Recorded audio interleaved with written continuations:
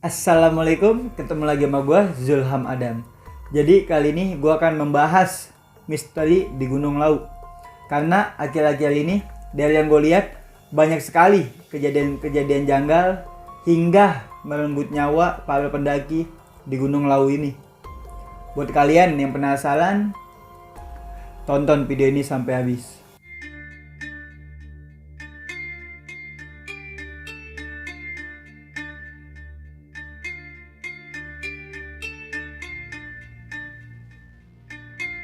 Sebelum gue lanjut ke videonya, jangan lupa like channel ini. Dan buat kalian yang belum subscribe, jangan lupa subscribe channel ini supaya channel ini lebih maju untuk kedepannya. Sebelum gue mulai ke videonya, kali ini gue akan membahas sedikit mengenai Gunung Lawu. Jadi Gunung Lawu berada di dua provinsi sekaligus, yaitu Provinsi Jawa Tengah dan Provinsi Jawa Timur. Gunung ini berada di 3 kabupaten, yaitu Kabupaten Ngawi, Kabupaten Karanganyar, dan Kabupaten Magetan. Gunung ini memiliki ketinggian 3.265 meter di atas permukaan laut. Di Gunung Lawu banyak sekali terdengar kisah mistis, orang hilang, bahkan hal-hal gaib di kalangan para pendaki maupun masyarakat setempat. Dan kali ini gue akan membahas mengapa gunung ini dikenal angker dan mistis di kalangan pendaki maupun masyarakat setempat. Untuk lebih mendalami mengapa Gunung Lawu dikenal angker ini, mari kita telisik melalui awal mula legenda dari Gunung Lawu ini. Jadi kali ini gue mendapatkan cerita dari Instagram, yaitu akun Mystic Area. Sebelumnya gue pengen ngucapin makasih juga nih buat akun Mystic Area ini yang udah ngizinin gue untuk membahas ceritanya. Jadi sumber gua dapat dari akun ini. Buat kalian yang pengen tahu akun Mystic Area ini, bisa langsung kalian lihat Instagramnya ada di bawah sini. Oke, langsung kita masuk ke legenda Gunung Lawu. Jadi kisah ini berawal dari berakhirnya Kerajaan Majapahit, yaitu tahun 1400 Masehi. Kala itu yang menduduki kursi kerajaan yaitu Prabu Brawijaya V. Jadi Prabu Brawijaya V ini raja terakhir dari Kerajaan Majapahit. Singkat cerita, saat Raden Patah memasuki usia dewasa, kala itu Raden Patah lebih memilih memeluk agama Islam. Ia pun berbeda agama dengan ayahnya. Jadi ayah dari Raden Patah ini memeluk agama Buddha. Bersamaan dengan meredupnya Kerajaan Majapahit, Raden Patah pun lebih memilih mendirikan Kerajaan Demak yang saat itu berpusat di Gelagawangi. Kalau sekarang dikenal dengan alun-alun Demak.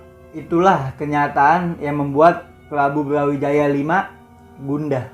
Pada suatu malam, saat Prabu Brawijaya V sedang bersemedi, dalam semedinya ini beliau mendapat petunjuk, yaitu Kerajaan Majapahit akan meredup dan cahaya beralih ke kerajaan anaknya, yaitu Kerajaan Demak. Saat itu pula Prabu Brawijaya V langsung meninggalkan Kerajaan Majapahit, dan kala itu beliau menunjuk Gunung Lawu untuk menyendiri. Dan sesaat sebelum Prabu Brawijaya V mendaki ke Gunung Lawu, beliau bertemu dengan 2 orang pengikutnya, yaitu kepala dusun dari Kerajaan Majapahit. 2 orang itu masing-masing adalah Wengsa Menggala dan Dipa Menggala. Karena di situ dia nggak tega melihat Prabu Brawijaya mendaki Gunung Lawu sendirian, akhirnya 2 orang pengikutnya ini ikut menemani Prabu Brawijaya V untuk mendaki ke puncak Gunung Lawu. Akhirnya setelah lumayan lama berjalan, sampailah Prabu Brawijaya V di puncak Hargodalem. Kala itu beliau langsung berucap ke 2 orang pengikut setianya. Jadi Prabu Brawijaya V ini ngomong ke pengikut setianya ini, ngomong entah apa yang dia omongkan pada kala itu. Dan selesai Prabu Brawijaya V ini ngomong, tiba-tiba di situ Prabu Brawijaya V langsung menghilang. Dan hingga saat ini jasadnya tidak pernah ditemukan. Dan di sini misteri Gunung Lawu Angker kerap dikaitkan dengan adanya burung jalak gading yang dipercaya dia adalah jelmaan Kiai Jalak. Dan setelah Prabu Brawijaya V melakukan moksa dan menghilang, di situ tersisa 2 pengikut setianya, yaitu Sunan Gunung Lawu dan Kiai Jalak. Sejarah bercerita, mereka berdua yaitu menjalani amanat dari Prabu Brawijaya V untuk menjaga Gunung Lawu ini. Dengan kesempurnaan ilmu yang mereka punya, untuk Sunan Gunung Lawu sendiri, beliau menjelma menjadi makhluk gaib. Lalu untuk Kiai Jalak menjelma menjadi burung jalak yang berwarna gading. Kisah burung jalak gading ini masih berlanjut hingga saat ini. Konon banyak sekali pendaki yang menemui burung jalak gading ini saat berkunjung ke Gunung Lawu. Konon jika ada pendaki yang tidak memiliki niat baik ke Gunung Lawu, mereka akan dikenakan nasib naas oleh burung jalak ini, bahkan bisa disesatkan. Tetapi tidak untuk mereka-mereka yang mempunyai niat baik.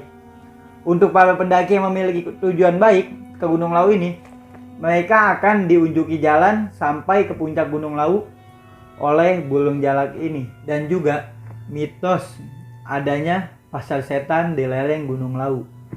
Misteri Gunung Lawu kiat dikaitkan oleh kehadiran pasar setan yang ada di gunung ini. Jadi Gunung Lawu ini emang lumayan banyak banget lah mitos-mitosnya. Kabar ini sudah tidak asing lagi di kalangan para pendaki. Pasar setan yang ada di Gunung Lawu ini berada di jalur Candi Ceto. Jadi jalur Candi Ceto ini jalur yang paling pendek untuk mencapai ke puncak Gunung Lawu. Jadi Candi Ceto ini naiknya itu dari base camp ketinggiannya 1470 meter di atas permukaan laut. Walaupun jalur ini dikenal pendek untuk mencapai ke puncak Gunung Lawu, tapi jalur Candi Ceto ini sangat berbahaya dan banyak sekali mitosnya di kalangan para pendaki maupun masyarakat setempat. Mengapa jalur Candi Ceto ini dikenal sangat berbahaya? Sebab di jalur ini banyak sekali tanjakan-tanjakan yang sangat terjal. Dan di jalur ini banyak sekali jurang yang menganga di pinggiran trek. Di jalur ini pula kadang kabut tebal mengelilingi para pendaki yang tiba-tiba turun. Di situ kemungkinan besar kabut tebal ini akan membuat jarak pandang kita sedikit dan akan memperbesar risiko tersesat. Serta banyak yang mengatakan jalur ini adalah perlintasan alam gaib dan kehadirannya pasar setan di jalur Candi Ceto. Mengapa jalur Candi Ceto ini banyak sekali dilewati oleh para pendaki? Mungkin karena jalur Candi Ceto ini jaraknya lebih dekat dari jalur-jalur yang lainnya. Karena di jalur Candi Ceto ini ya emang nggak terlalu jauh lah dari base camp menuju puncaknya. Beda dengan jalur Cemoro Sewu dan Cemoro Kandang. Di jalur Candi Ceto ini, sebagian pendaki banyak sekali yang bercerita saat melewati jalur tanah yang ada di lereng Gunung Lawu ini, pendaki-pendaki banyak yang mendengar suara bising seakan-akan seperti di pasar. Dan di sini terdengar juga suara orang yang menawarkan untuk membeli makanan. Jadi dia kayak nawarin, mau beli apa? Gitu-gitu. Padahal di situ tuh nggak ada wujudnya. Ini nih yang dinamain pasar setan. Bayangin, ketika kalian lagi lewat di jalur ini, tiba-tiba di kuping kanan kalian ada yang nawarin, mau beli apa? Pas kalian lihat ke kanan, tiba-tiba nggak ada siapa-siapa. Apa yang bakalan lo lakuin coba? Konon, apabila saat melewati jalur ini kalian mendengar suara ramai begitu, seperti di pasar, kalian harus membuang salah satu barang yang ada di kantong kalian, entah uang ataupun apapun lah. Jadi di sana tuh sistemnya kita kayak bertransaksi barang gitulah. Itu sih yang dilakukan sama masyarakat dulu di Gunung Lawu. Bagaimana tanggapan kalian yang mendengar keangkeran di Gunung Lawu ini? Selain kisah yang di atas tadi, banyak sekali cerita-cerita mistis mengenai Gunung Lawu ini. Benar-benar gunung ini emang udah dikenal banget keangkerannya.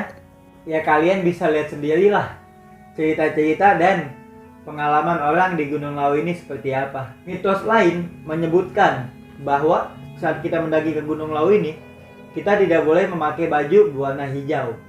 Dan jika kita mendaki ke Gunung Lawu ini, rombongan kita juga nggak boleh ganjil. Misalnya kita bertiga atau berlima, ya harus segenap lah.